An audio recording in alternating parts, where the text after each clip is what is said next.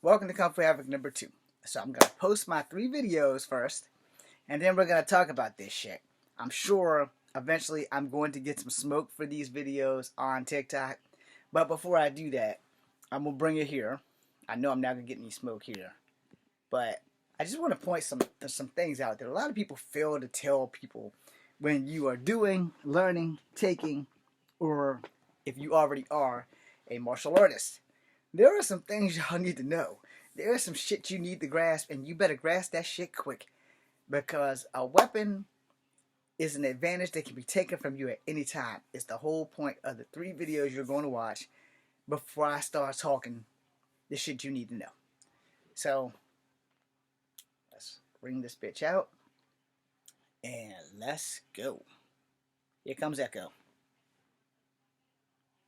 Well, okay, this will be a 2-parter. And at the risk of being canceled, rejected, or kicked the fuck out of Martial Talk, I'm going to say this anyway.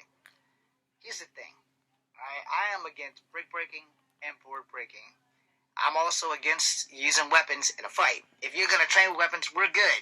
But I'm going to explain this to y'all, and I'm going to piss you all off at the same time. So let me apologize to you all first and foremost. So I'm sorry that I'm about to piss you all off.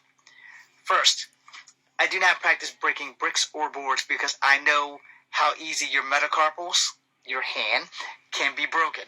Same thing with your foot, and I forgot what carpals they're called. So don't come at me for scientific terms, because I'm not a doctor.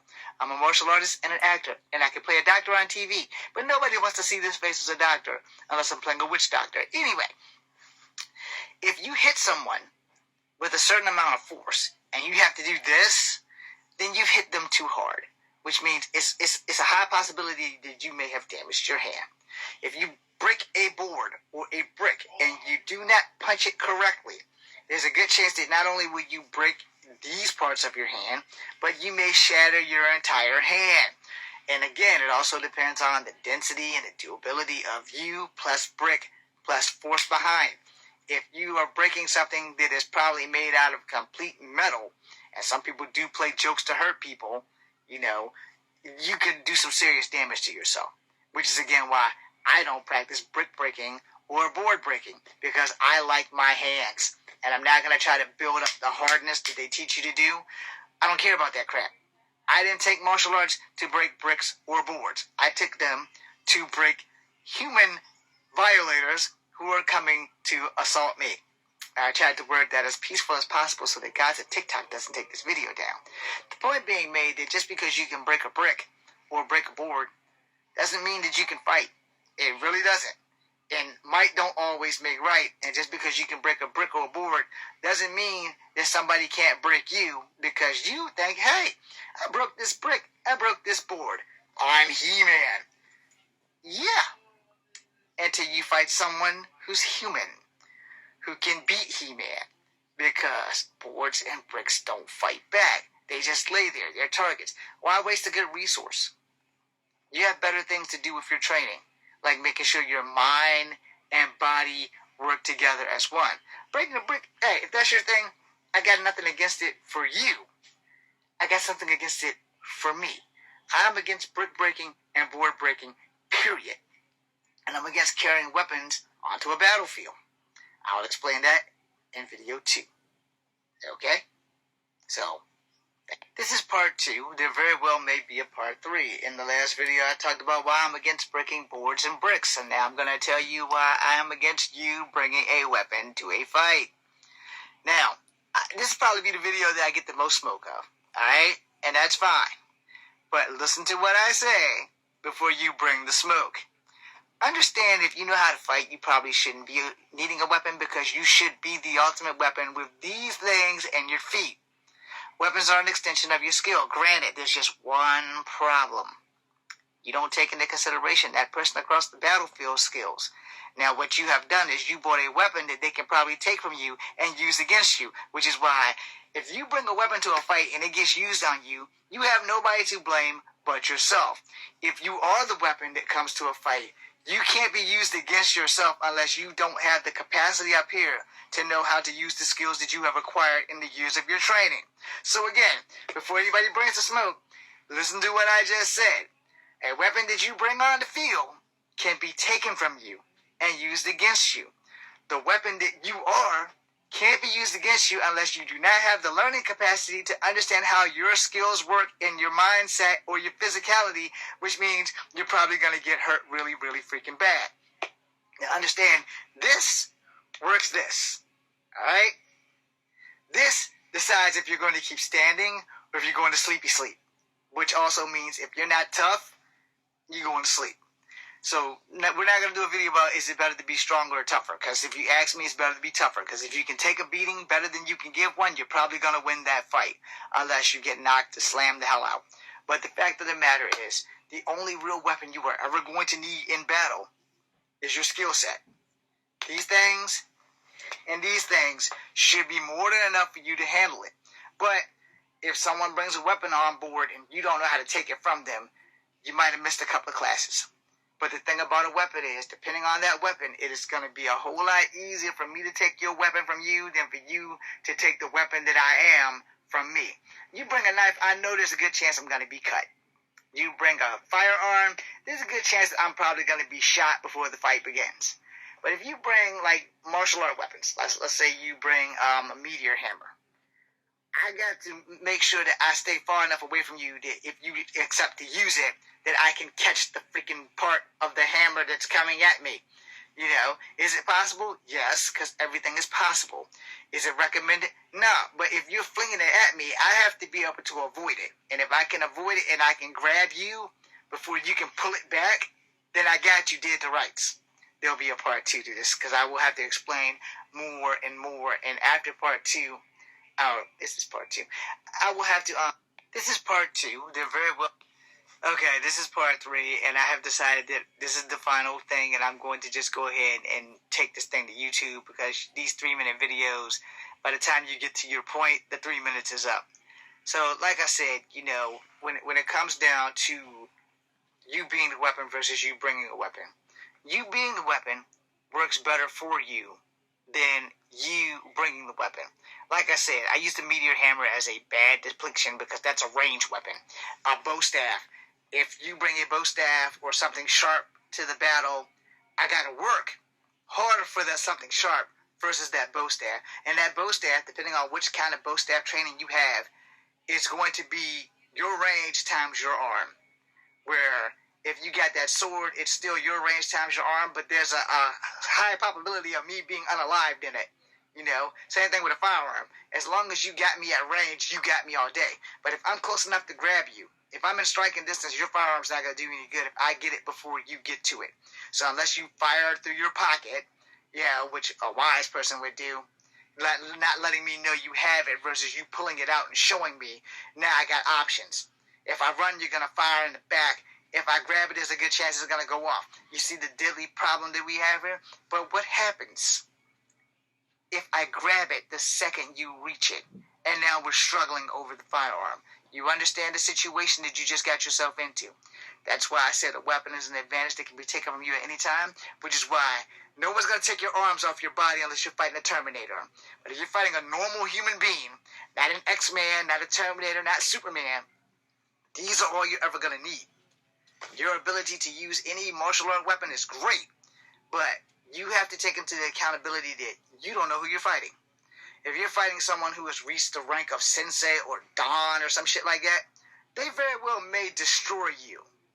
If you're fighting someone who's a Ronin or someone who has no rank but has great skills, who's a great master and didn't take martial arts to build up the belt, you know, white belt all the way to black belt, but they are at black belt level skills, you really don't want to mess with that person, but you're not going to know that shit. Because if it's a regular fight, you're not in a dojo, it's just a regular fight, you pop up on the street and you guys get the rumbling and you whip out a katana.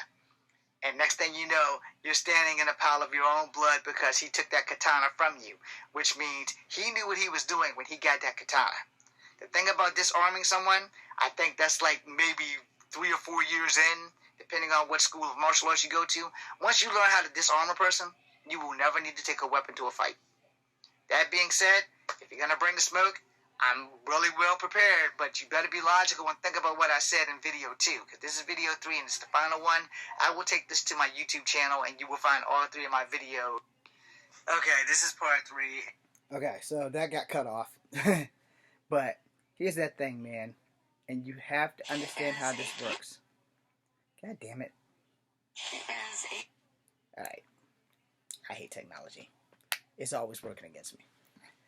You have to understand a few things. Alright? If you paid attention to any of that, you have to understand quite a lot. In a fight, first, your brain is going a mile a second, or a minute, or a millisecond. Everything that's going on, adrenaline, rage, anger, fear, anything in between, all this emotional shit that's going on. The only way it's all going to stop is if you get knocked the fuck out or if you knock somebody out in the process. A lot of people don't understand how fights work. Literally, more people think they know how to fight than they don't. And more people think they know how fights work when they don't. See, a lot of people, they watch UFC, alright?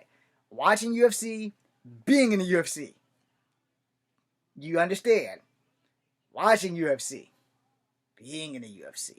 Now, I'm not saying because you watch the UFC, you can't go fight somebody from the UFC and beat their ass, because it can happen. Hell, it has happened. But it doesn't mean that you can go beat everybody in the UFC because you got lucky with that one guy who was a UFC professional and you whipped his ass. Alright? Now, if you're in the UFC and you get your ass kicked by an amateur, it's not your fault. It's just that that amateur knows that you were a UFC motherfucker and he didn't want to get fucked up. That's when survival of the fittest kicks in. Because if you're training, you aren't ready to fight somebody who's a coward and completely unpredictable.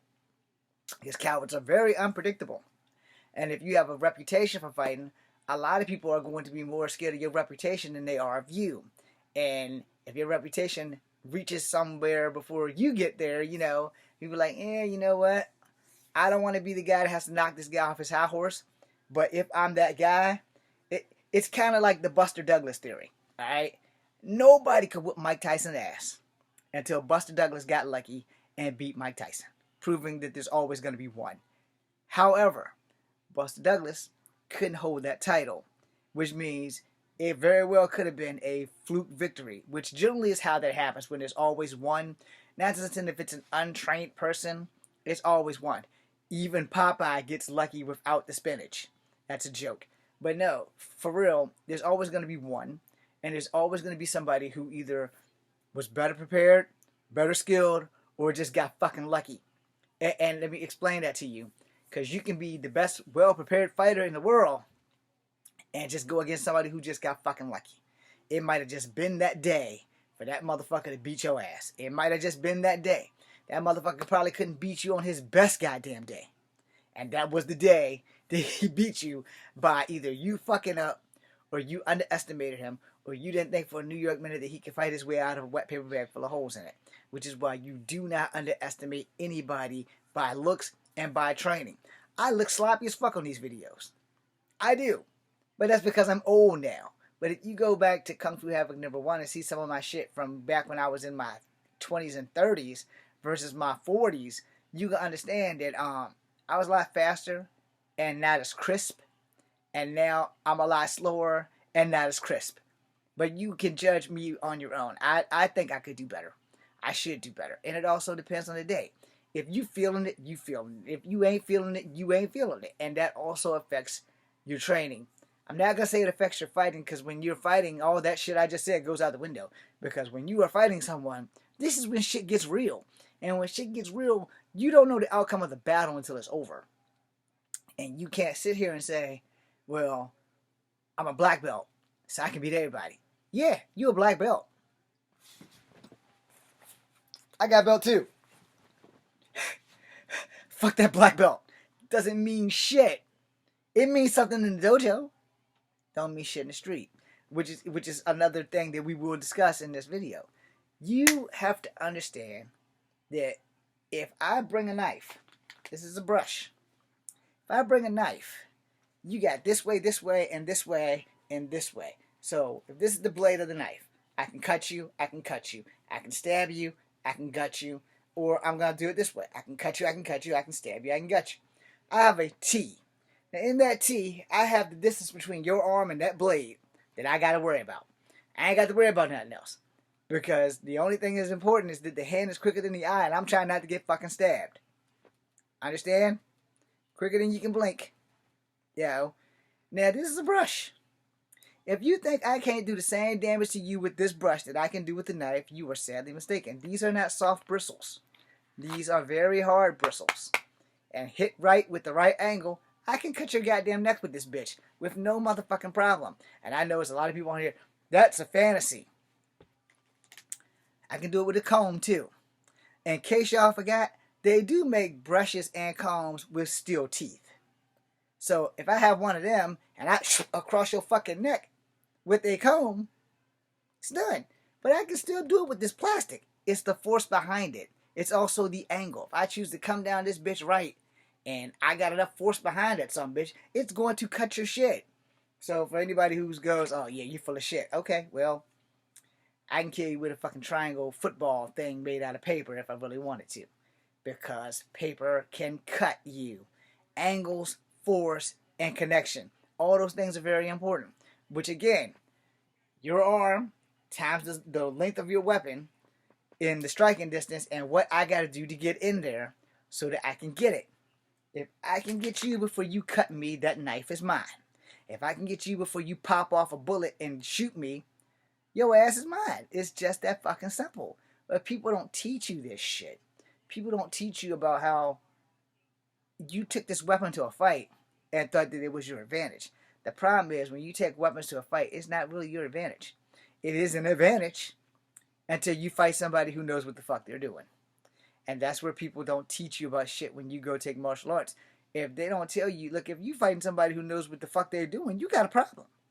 Now, I'm sure everybody's going to laugh at me. It's like, yo, Echo doesn't know what he's talking about. Echo's been street fighting since he was 6 years old. I know exactly what the fuck I'm talking about. Whether you believe me or not, that's a you problem. I don't have to prove shit to you. You got ways that you can find out. You can fuck around and find out and get fucked up by somebody just like me because, oh, I don't believe you can fight. I can look at you and tell you can't fight. No, you cannot. You cannot look at anybody and tell they can't fight. I can read your steps to see how high you can kick. I can do that. I can't guarantee you somebody else can do that. There are some people who are as tall as fucking can't kick at all because they don't have range of motion. And you can tell that by how they walk. If it fucks them up to take a giant step, like if you got like, shit, you got like this, and you got to do this to get a giant step, you know, I got your range, damn it. I got your range of motion read, alright? I got it read down, packed, and I'm good to go. If you are 6 foot tall and taking a giant step isn't comfortable, I know your kicking range.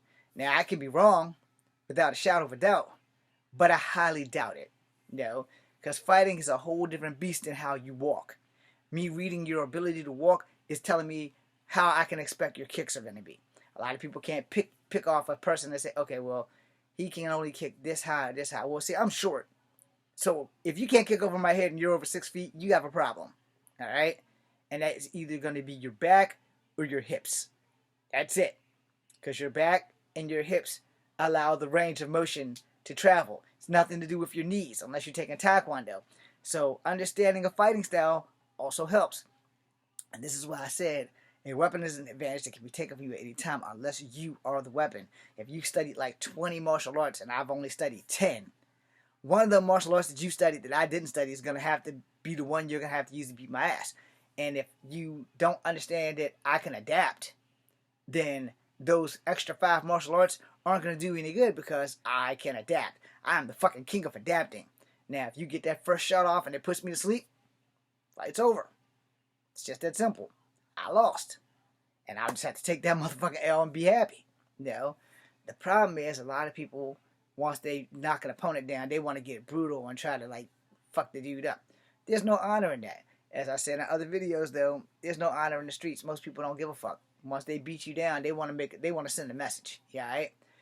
Here's when that goes wrong. You don't whoop my ass.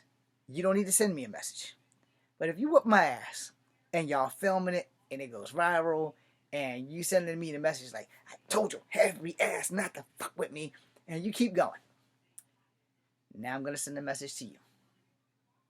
First and foremost, you fucked up. Because this time, When we encounter again, and we will, it'll be when you least fucking expect it. But when we encounter again, I ain't gonna be that guy you beat up. I'm gonna be that devil looking for revenge. And the beating that you're going to get from me will be 5 times worse than what you did to me when you knocked my ass out. I understand that shit. If you knocked me out and you left me the fuck alone, we good. I'll take that loss and I'll be alright. And you ain't never gotta see me again. But if you knock me out and you run around telling everybody, yeah, I beat Echo. He's a piece of shit. He's a big bitch. He ain't shit. I fucked him up this. I fucked him up that. I thumped his ass. Got the video to prove it. It's all viral. Cool. Remember that you did that. Because when Echo comes back for you, you're never walking again. You can still be able to talk. Your elbows and kneecaps, they're done. Your spine, it's done. I'm going to break you like Batman got broken by Bane. Period. And it wouldn't have happened if you just beat my ass and left me the fuck alone. But if you beat my ass, you're broadcasting it all over the place, you're telling everybody, they're going to see that my face is jacked up. You ain't got to tell nobody. They're going to see that I got fucked up. But I'm going to tell you right now, you're going to make history. And you're going to wish you never fucking met me. This bitch, no more. No more of this. See how that vein works? No more of this. That's done. You will never ever punch another person. Ever the fuck again. You will never kick another person. Ever the fuck again. And I'm going to break your fucking spine. After I get you, I'm going after your crew. One by motherfucking one. If it was 6 of them dudes there, even if they never laid a fucking punch on me, all of y'all gonna be in matching wheelchairs. Now, I'm gonna be in prison. But there's gonna be a smile on my face. And it's not gonna be one of those hateful smiles that when I usually smile, I'm about to punch somebody. It's gonna be the smile like the Joker. Because I'm gonna be in prison. But y'all will be in a prison in your own body. You'll be praying for death. That's also a really good ninja movie. So y'all should go check that out. But you will be praying for death. And again, the only reason why I'm going to do it, not because you videotaped it and made me look like the biggest bitch on the planet, but because you went around celebrating that shit. Jumping up and down celebrating that shit. So now I got to correct this little problem. You might not have been able to beat me. It might have just been your fucking day to beat my ass. But vengeance will be mine. I know, a little irrelevant, but I'm just telling you what it is. Now, story time. I lost a sparring match in my front yard to a motherfucker from New York who became an ISK champion but would never come back to fight me.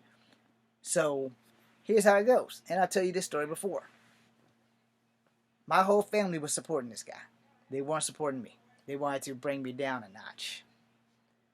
The problem was really simple. You can't stop a dragon. You can't stop me, and I'm not a dragon. The problem is, see, I like fighting. I live for that shit. See, you beat my ass, that's a learning lesson. It's a loss, but it's a learning lesson, because the L in loss means you learned something. What I learned was that this dude is a cheap piece of shit. He wouldn't fight me again. And I'm a strong believer. I beat you before. Oh, you better bet your sweet ass. I'm going to beat you again. You ain't going to be the same guy you was when I beat you. Because you're going to learn from the shit that I did. But see, if you could beat me before, you should be able to beat me again. You should be able to hold your own against me. But see, he woke up a sleeping dragon. He fucked up and he knew it. Which is why he wouldn't spar with me for the 2 weeks that I chased him. And then when he came home, back here rather, with my cousin's funeral, he talked a lot of shit in church. ISK champion. Shouldn't have ran. So I came home to change clothes because this time it wasn't going to be no sparring match. This time this shit was going to be for real. Motherfucker jumped in his little car and rode the fuck back up to New York. But he became an ISK champion. How can you be a champion when you started a fight and don't finish it? Anyway, that was years ago. I'm past it. I don't care. He wasn't a real champion. He's just a bitch. And I'm sorry. I'm leaving your name off because I don't go around embarrassing people. But if you could have beat me in that sparring match, then you should have been able to beat me in a real fight. Here's the problem. I don't lose real fights. I lose a sparring match all damn day. Because I learn from my fucking mistakes. I'm like a Saiyan. You ain't gonna beat me but one time. Any damn how. And no sensu beans. Anyhow, the point of the matter is, if you bring a weapon to a fight, whether it be a stick, a knife, a rock, a gun, you better know how to use it. And you better be able to get that first blow in. Because if you don't, you're going to have a problem. You're going to have an honest to God problem. And that's what people fail to understand. You throw a punch, I break it. I clap. One hand here, one hand here. Or one hand here, one hand here. If I clap, it'll be over here, so it'll look like that. If I'm going to snag it, it'll be like that, so both hands will be over here. Once I break that elbow, your hand's useless. So I'm going to break the other elbow. Unless you run. Then I'm going to break your kneecaps. Your legs are useless. You can't stand. You can still do damage, depending on how tough you are. But if you can't breathe, this fight is mine. Which goes back to, if you bring a bow staff, and I catch it in the fat of my arm, and I take it from you, now I have a bow staff. Let's say I catch it and I break it. Karate chop, break the goddamn thing. It does happen. Y'all may think it don't happen, but it does happen. Alright? I broke a practice stick trying to practice that shit. So now I'm careful when I practice this shit. Because I didn't even know I could do that shit. Because it was a pretty thick stick. So crack, I broke it. It got locked in here. I did like this. So it's between my arm like this. And instead of snatching it like I was trained to do, I broke the stick. Now I have a stick and you have a stick. Now we both got weapons. Now we're going to see which one of us is the fastest one with the weapon. Which one of us is the better skilled with that weapon. If you and I both got bow staffs and we both fighting and you disarm me and you still have a staff, I got the problem. Opposite happens and I still got the staff, you got a problem. However, I'm dumb. I suffer from male pride. If I throw your staff, if I disarm you and your staff flies over that way, I'll throw my staff. And I was like, let's go. We gonna finish this bitch. Mano y mano. No fucking weapons. Which is how it should have started in the first place. But most people don't know how to fight without weapons. Alright?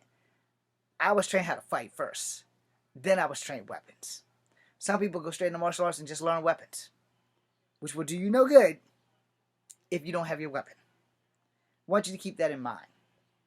A weapon can be taken from you at any time. Unless you are the weapon. So be the weapon, my friends. That being said, I'm Echo Fan Grey Wolf. I hope I touched you something. This is Kung Fu Havoc number 2. Be seeing you.